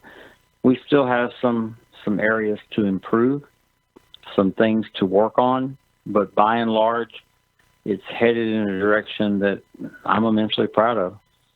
Craig, unfortunately, I've left you about 1 minute and 45 seconds to update us on what's happening over at Texas Pepper Jelly and any new products and good stuff like that. But it's a product that continues to gain popularity. And if people haven't tried it, it's really a delight might be an understatement. Well, if you haven't tried it, I'm surely going to say give it a shot. Visit our website. We don't really have anything happening as far as new product in the next few months. However, my Craig's barbecue sauce continues to grow by leaps and bounds. And if you haven't tried it, guys, you're doing yourself a disservice. I've been referred to as the next Blues Hog. Uh-huh. I would never go so far as to say that. I'll let other people say that. But I am proud to say it's a darn good barbecue sauce. And that's up at TexasPepperJelly.com as well? Yes. All right. Well, Craig Sherry is the current executive director, IBCA, looking for another term. Also, the owner of Texas Pepper Jelly, and that's TexasPepperJelly.com. Craig, always appreciate the time and really appreciate you coming out tonight. Thanks so much. Greg, I appreciate the invite. I'm always here if you ever want to discuss barbecue. Thank you very much. There he is. Craig Sherry right there if you need All him. guests on the Barbecue Central show appear via the Smithfield hotline. Doug, check my stats on this as if we're going to talk about how great people are being their pit masters and so forth. By the way, Patrick Paquette had said that he's been in the game for like 6.5 years. Well, now I don't want to talk out of school here. Where'd you go? 4 GCs in 6.5 years. Of it. Yeah. Okay, well, that's 4 more than me, Patrick. So never, ever discount how many GCs you have. You're in the process of collecting. But Craig has won San Antonio, was it twice? And Houston? Or is it the other way around? Yeah, he's won some really big events. Like some of the biggest. All right, speaking of Texas, let's go one state up further and talk a little bit about Oklahoma. My guy Dave Bosco over Butcher Barbecue. I've said it before, I'll say it again. Grilling season is officially open for business. Actually, for my kids, summer officially over. They're back in school, much to their chagrin. Anyway, we know that Butcher's has a great selection of barbecue products, right? And the grilling portfolio continues to expand. The grilling oil, I always tell you about that. This is a product that is changing the way people cook right now. These items shelf stable, don't require refrigeration like a lot of other butters do. But grilling oil, all you need to do is leave it by the stove or take them out on the grill. That's all you need to do. Need a butter kick? Use butter flavor. Want Chipotle kick or a steakhouse kick? They have all those flavors there as well. This is how I use it. So these flavors aren't like over the top, so you can build layers of flavor as you flip. And then once it's done, I take whatever I got coming off the grill and just a thin layer just to lay it down. Man, perfection. Never resting. Dave always in the flavor lab coming up with new stuff, and I've been using the Grilling Addictions quite liberally, I might add. Very good. Lastly, dealers want it. Come on now. If you own a barbecue and grilling store and you don't carry the Butcher Barbecue line, what are you waiting for? Hit them up at butcherbbq.com. Request info on how to become a dealer. Not only will Dave thank you, but your customers will reap the rewards by getting these fine products in their hands to try for themselves. These products extensively tested both on the competition trail and in my backyard. So you know they're going to deliver the goods. That's right. Head on over to butcherbbq.com and check out what they got. And that's butcherbbq.com. Always trust your butcher. And we will be back with Chris Becker from Cookin' Pellets. Stick around, be right back.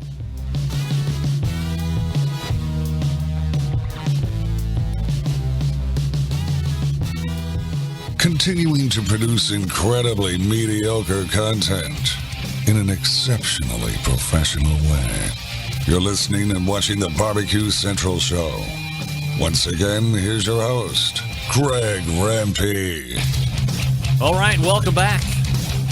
The segment being brought to you by the National Pro Barbecue Tour, presented by Sam's Club. 31 cities, $500,000 in cash, and eternal bragging rights if you win it. This weekend, Asheville, North Carolina, if you want to check it out. kcbs.us/Sam's Tour for all of the other good stuff. Helping me close the show tonight, a long-time sponsor of this show. And if you have any kind of pellet cooker out there, this is the place you should be buying your pellet fuel from. Stop being fooled.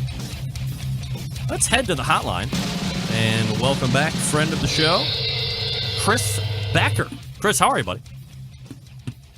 Wait.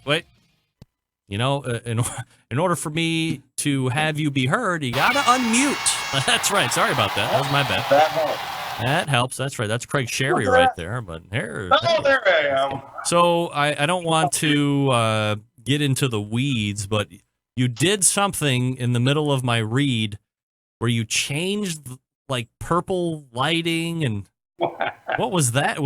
Do you really have those colored lights in your house, or is it magic tricks? I gotta tell you, Greg, so we had, you can see the LEDs in the kitchen, and we're kind of almost done. We finally got backsplash up, but my daughter loves color. My daughter's 10. Okay. So she wants to have the ability to do this at any time. Oh my Lord. I was like, I couldn't figure out if you had like a piece of broadcasting software that was playing tricks with the camera. That's real life happening. Yeah, that is actually really life. That's real life. Yeah. So if she's in a green mood or blue mood or red mood or purple or whatever, or as I like, just nice and bright and white. Yeah. So, wow. Perfect. Silliness at its best. I love my daughter, you know, and my wife is like, really? I'm like, it's a couple LED lights nowadays. Yeah, no problem. So general question first here, CB, right off the top. Yes, your pellets are made to go in any kind of pellet cooker, correct? Yes, sir. All right. They are, sir. So should someone be leery if a manufacturer might be saying, hey, you have to use our brand of pellets because they're going to jam the auger otherwise, or this or that? Like, what's the deal with that? To the best of your knowledge. So, to the best of my knowledge, and you've opened up a book here. Not that I have a book full of knowledge, but so there are manufacturers that say if you use anybody else's pellets but theirs, it will void a warranty, and that is it's not true. Two, it's against the law. There's actually something called the Magnuson-Moss Act that keeps manufacturers from corkscrewing their customers to only using their brand of consumable. I.e., if you have an HP printer, back in the day, remember everybody had laser printers, and then you had to buy that laser printer was only an HP laser printer refill. Well, that's not true. HP can't tell you only to use theirs because really everything will work in there. So really a collective force of many has not complained to one company because it's not worth my time.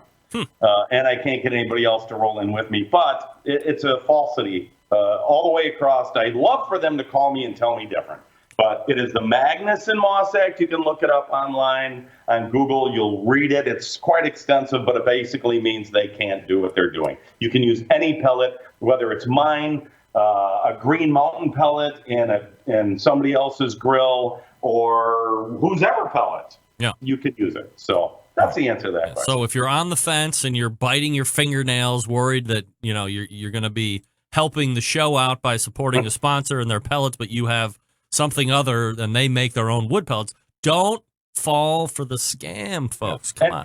And honestly, I've had a Traeger for 14 years and have only used a guy that looks like me, my evil twin, his pellets.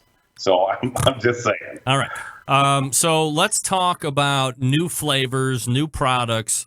I saw on the Facebooks that there might be like French wine pellets. I mean, what is going? You are a mad scientist.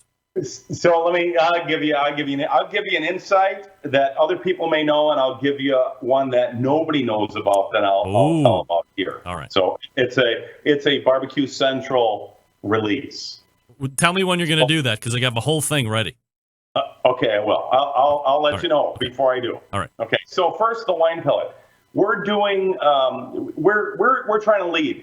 We always try to lead. So we don't want to do what everybody else is doing. We're leading the way. So what we came up with, and it took us quite a while to work on it, is we came up with using French oak that is completely immersed in red wine, and then we pull it out. We have because it's been saturated, there's a couple of different processes in place before you can just pelletize it. So that was the first problem, but we worked through it. So we found a way to basically saturate French oak wood, which is not American oak. It's totally different. If you try the pellet, you'll understand. And then we saturate it with red wine, and we dry that, pelletize it, and then sell it for you good folk. And people are like, well, what's it taste like? Well, some people are like, but majority, really 98% of the people that have tried it, we've gotten great feedback. And it's kind of like, and only because it's a wine thing, so I'll give it to you in a wine way. No. It's like a medium-bodied sweet, but it's not sweet. It's just like, it's not heavy. It's not hickory heavy, but it's not, like Cherry Light. Or sweet. It's distinct. That's what I'll tell you. It works really good on like red meats and any kind of red meat. You can use it on chicken and pork and anything else, but it seems to really push out on red meats. So somebody did a tri-tip the other day that sent me a note and showed me a picture of it, and they said it was just off the hook. And I'm like, awesome, that's great. So I actually just tried a pizza with it the other day. Excuse me, we had another one, and I did not yet. I'm not going to start yet. I'm not going to tell you about the other one yet. All right. But we did the red wine pellet in the grill at work, and it was really good. It gave a really good flavor profile. So that's the red wine pellet, and it's a limited edition. So it's only available on our site. The price includes shipping on our site, and we're trying to see if there's enough interest in it to keep it going, because it's kind of an expensive process. Do they look like dark maroon, like red wine color? Yeah. Yeah, they do. If anybody goes to Facebook and looks for us, just Cooking Pellets, they'll see. I thought I had some here and I don't, but they are actually, when you open up the bag, you'll have a smell of wine. Really? Yeah, this is not wine barrels, because a wine barrel really does not give you the flavor. And the reason it's not wine barrels is when they make wine barrels, real quick, they toast the inside of a wine barrel. Right. And then they put wine in it for X amount of months and they pull it out. So it's not saturated all the way around, the wood. And really what you're hitting is the toasted portion of the wine barrel. Very, very little bit gets into the actual base of the wood, so you don't get a lot of flavor out of it. And I'm not knocking wine barrel pellets by any means. I mean, to each his own. I'm just saying it is not that, so don't confuse it. Completely different thing. Nobody's ever done it before. Firsties, right here. Okay. So now we're ready. So the new pellet. A Barbecue Central Show exclusive news update. Breaking news desk here in Cleveland, Ohio. Greg Rempe, welcome. We're going to throw it over to Wisconsin, where Chris Becker is joining us with CookingPellets.com's newest announcement. So, CookingPellets.com has created another new pellet that nobody's ever done before. Really? It's called Apple Mash. It has no apple wood in it. It is... Yep, it's apple fruit mixed with hard maple wood. What? Wow. Apple fruit. You say apple mash, and I immediately start thinking of like moonshining, and here we go, party time. Well, and most people do. But it's actually apple mash that has been added. It's another new process that is, I got to tell you, it's a pain in the butt. Well, it seems like it would be very difficult to mix food in wood. Let me tell you something. It ain't easy, Pally. So it's very cool. So I'm glad that I have a great team that works with me and can work with me, because I come up with stupid things and they're like, oh yeah, we can do that, and then they turn the corner and go, what the heck are we doing? So I'm very lucky. My whole group they're great. So anyway, we figured out another way to create an apple fruit and mix it with wood and make a pellet out of it. Wow. Yeah, it's very cool. Lighter, it's sweet but light, and I'll say both of these pellets range. Their best usable range is between 180, 200 to 350 degrees. That is its best performance range. And it's based on, there's kind of a different chemical makeup of the wood and the pellet because of what we've done to it through adding either wine and saturating it or the apple mash. So it just works out better in that. It's not a high heat wood by any means, but the flavor profiles are very different. Are there other wood pellets that you have in stock now that perform better at a higher than 350 range? Because I think I know like a Mac is maybe a little bit different. The Fast Eddies are a little bit different, but by and large, a lot of the, I don't want to use the term run-of-the-mill pellet cookers aren't really great at plus 400 degrees. Right. So I'm glad you touched on that, Greg. That's a great question for us. So our pellet, and everybody knows this, and for those that don't, our pellet has no oak or alder in it. Okay, none of our pellets, whether it's our hickory, our 100% hickory, it's just that, or our perfect mix, which is hickory base with cherry heart, maple, and apple. Okay, but there's no oak or alder in it. Excuse me. And for that reason, in some of the base entry-level grills that aren't as heavy a thermal mass, our pellets won't perform like those that have oak and alder. Mm-hmm. So those of you that want high temperatures and have an entry-level grill, you're not going to get it out of ours, but you're going to get a lot of flavor. So that's what you got to, the difference is lower temp, higher flavor. Okay. So with the other grill pellets that are out there that have oak and alder, and I'm not knocking them by any means, please make this clear. I am not knocking anybody else's pellets. Our pellets are different, and ours are more flavor profile. Those are more heat profile. So personally, I don't use any one of our pellet grills, which we have quite a few. I don't go over 350 degrees in any of our grills, whether I'm cooking a steak, a pizza, pancakes, bacon, whatever it is. I don't go over 350 because I like that flavor. Now, in the other grills that you had mentioned, the higher, a little bit higher than entry level, the big dogs that are out there, sorry, my focus went out of whack. What you find is, and when we've had it, I have a grill, I can get my pellets, use my pellets and get the grill at 600 degrees. Yeah. I have a Rectech that gets 600. I have a Yoder 640 that gets 600 or 525 or whatever, 500 I think it tops at. But, the grills that are heavier duty are not quite entry level, as you said. Those grills, because the thermal mass is a lot heavier, you'll end up getting just a lot more heat out of it. So it's a little bit our pellet on an entry level grill and not so much on a larger, heavier grill. Do you mess around? Have you messed around with a charcoal pellet, and then mix that in with the wood, and then you have charcoal for heat, and then the wood? Who are you talking to? Who am I talking? I mean, I'm just thinking out of my head here. So you replay that whole thing again. You got to replay the whole thing again. I'll give you two. Oh, geez. You got to replay it all. A Barbecue Central Show exclusive news update. Greg Rempe back here in Cleveland, Ohio at the breaking news desk again. We have more breaking news from Wisconsin. We throw it back over to Chris Becker to bring us up to date. Oh, my God. I can't believe the news we have today. What is the news?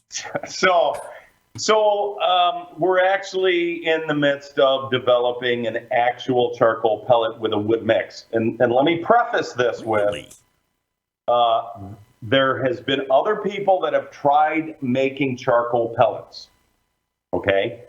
And you know as well as I do, not all charcoal is created equal. Yeah. I'm not naming names. Right. Some charcoal that is in a form of a square that's compressed is not what we call lump. Right.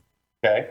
So what has been tried before and sold was non-lump charcoal. Okay. And it's very, very important to remember that. Hold on. I'm sorry. That's all right. Sorry about that. So we use no chemicals in what we do. Everything is all natural binders. Okay. If we were to use those little square things that are pressed, we'd have a chemical influx of what we're doing. We don't do that. So what we're doing is we're actually taking lump charcoal, which is a bear to deal with, and we've had to create yet another process to create and make a lump charcoal. It's not released yet. Our apple mash is on Amazon right now. We just did it a couple days ago so I could release it on your show. So the apple mash pellet is only on Amazon. You have to type apple mash pellet and you'll get to it. Yep. Okay. So that's on right now. And as far as the charcoal pellets, I don't have a timeline, but we're trying to get it done before the end of the year. And I promise you this, you will be the first to know, sir. All right. I want to know that. So from a performance standpoint, this is going to raise the temperature, give you the higher BTU. Like what's the idea, or give you the charcoal flavor in your pellet grill? Like what are we aiming for? So all of the above. Okay. And actually, I don't have any answers because we're actually in testing right now. I mean, like scientific shit. Yep. we're doing actual hard testing of stuff. So what I'm hoping to achieve with all of it is obviously higher temps for those that want it, But when you drop back charcoal, it has a certain flavor to it. So we're trying to get that certain charcoal flavor back in so you can really use a single device for everything you're used to. So that's kind of where that's why we're doing it. So we're moving and we're shaking and we got stuff. No doubt. Well, we got one, and actually we have another two that we're coming up with that I can't mention. But over the next year in 2018, we have stuff coming that nobody's ever done it. Nobody's ever had the pellet. Nobody's ever created it. Wow. One planned exclusive, one that I kind of conjure into. Unknowingly, by the way. But and then, of course, wine. So here's what we need to know. Go get the wine pellets. They're limited edition right now. And then on our site. On your site, Apple Mash is only available on Amazon. I'll put a link in the show notes so people can just click and go right there to get it. Thanks.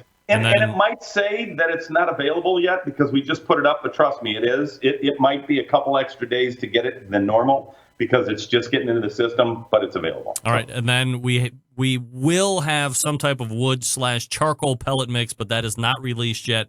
It is, it's in the hopper, and we're scientifically testing it. Yes. Yeah. Wow. Yes. Look at you. Yes. Mad scientist of pellets. It's Chris Becker. There you go. Cookinpellets.com is the place to go. Check it out. And again, I'll have the links in the show notes. Chris, always appreciate the time, man. Thanks so much. Yeah, no problem. Hey, Greg, I got to tell you. Yes. Good show as always. Appreciate it. Honored to be able to support. I'm honored anybody wants to support this show. Are you kidding me? Jeez. That's all right. All right, we'll talk to you soon. Thanks, buddy. There he is, Chris Becker from cookinpellets.com. All guests on the Barbecue Central show appear via the Smithfield Hotline. For the opportunity to support. Yeah, man. Well, I've got him fooled, I see. Yes, that's right. Just like all the rest of you people. Wow, Apple Mash pellets. Wine pellets. That gives me the skitters a little bit, but Apple Mash wine pellet or Apple Mash wood pellets, that sounds like crazy. Hey folks, are you looking to turn the heat up on your barbecue skills this summer? If so, you're going to need to get your hands on the most advanced ceramic cooker and high-tech barbecue accessory to hit the market. We're talking about the all-new Monolith Barbecue Guru Edition and CyberQ Cloud. Just launched by the Barbecue Guru a handful of weeks ago. The world's first temperature-controlled ceramic cooker and grill with built-in power draft fan is going to give you the easiest and most successful barbecue experience on the market right now. These must-have new products will make barbecuing easier than ever before and will be your new secret weapon for cooking delicious food anytime. If you are ready to buy, here's what you want to do. Head on over to bbqguru.com and grab them up while they last. If you have any questions about what to order, please call them directly, 800-288-GURU. That's 800-288-GURU, or visit the website, bbqguru.com. The Barbecue Guru continues to be a breakthrough in barbecue technology. Bob Trudnak will be on in 2 weeks' time, perhaps even next week, but maybe 2 weeks' time. And we'll be back to wrap the show right after this. Stick around. We'll be right back.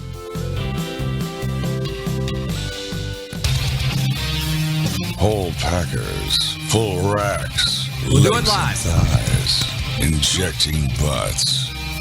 If you've never heard this before, you might think you found the best XXX show ever. Let's get back to the most homoerotic host out there today, Greg Rempe. All right, welcome back. Thanks again to Chris Becker for joining me. Who's excited about Apple Mash wood pellets and red wine wood pellets? Who's even more excited for the wood and charcoal pellet mixture that's going to be coming down the pike? Huh. Sweet. All right, let's make tracks out of here. All the way back in the first hour, we tried to meet with Steven Reichland. That didn't work out too well. That big stuff out of here. We'll reload him maybe next week. We'll see how it goes. And then we talked with Brett Galloway from Steak Cook-Off Association. Some big events coming up here over the next handful of weeks. Guy winning top 10 on a charcoal chimney and grill grate. Second hour, the current executive director of the IBCA, which is the International Barbecue Cookers Association, IBCA-BBQ.org. Craig Sherry, owner of Texas Pepper Jelly as well, TexasPepperJelly.com. Craig's barbecue sauce, he said, is lighting it up. He's not saying it, but others are dubbing him the next Blues Hall. That's got to be good. And then we ended it all with Chris Becker from Cookin' Pellets, COOKIN Pellets, cookinpellets.com, talking about the wine pellets, how you shouldn't fall for the pellet scam, and apple mash pellets, charcoal and wood pellet mixture coming up and down the line. Big show planned already for next week, so we're looking forward to that. September 11th, 2001, I will never forget. And until next Tuesday at 9 p.m. Eastern Standard Time, this is your program host and proud U.S. American, Greg Rempe. Good night now.